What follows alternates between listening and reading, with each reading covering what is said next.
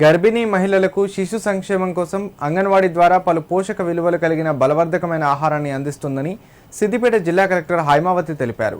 ప్రతి వారం వారీగా గర్భిణీ మహిళలకు ప్రభుత్వం అందిస్తున్న పోషకాహారాన్ని తీసుకొని ఆరోగ్యవంతమైన బిడ్డకు జన్మనివ్వాలన్నారు.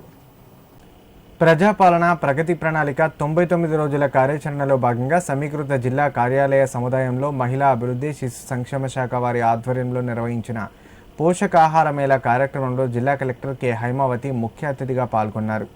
పోషకాహార మేళాలో భాగంగా స్టాల్లో ప్రదర్శించిన పలు పదార్థాలను రుచి చూశారు.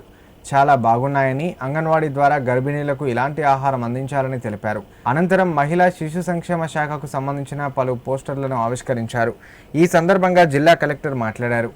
ప్రజలకు, అధికారులకు ఒక అవగాహన కల్పించడం కోసం పోషకాహార మేళా నిర్వహించడం జరిగిందన్నారు. ఆకుకూరలు, పండ్లు, ప్రకృతిలో లభించే రకరకాల ఆహారాలు ఇలా ప్రతిదీ ప్రభుత్వం అందిస్తుందన్నారు. వీటిని తినడం ద్వారా గర్భిణీలు ఆరోగ్యంగా ఉంటూ ఆరోగ్యవంతమైన శిశువుకు జన్మనిస్తారన్నారు. శిశువు జన్మించిన తరువాత కూడా కొన్ని వారాల పాటు ఈ పోషకాహారం ఉచితంగా అందించనున్నట్లు తెలిపారు.